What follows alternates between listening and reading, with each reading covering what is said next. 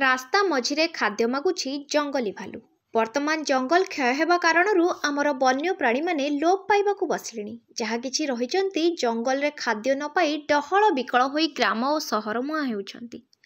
एमिति एक दृश्य जहाँकि नवरंगपुर जिले में बारंबार देखा मिलूछि।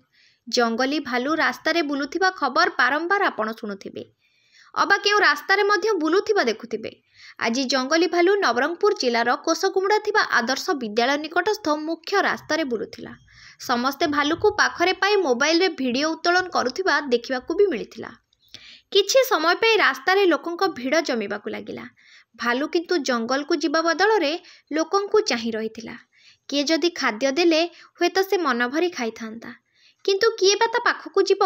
भालू को देखि लोके कोलाहल करिबा परे लोकंक पार्टी एवं गाड़ीर हर्न शुणी बाध्य होई जंगल भीतर को धाई पळैथिला भालू। नवरंगपुर पंकज चंद्र नायकंक रिपोर्ट, फोकस प्लस।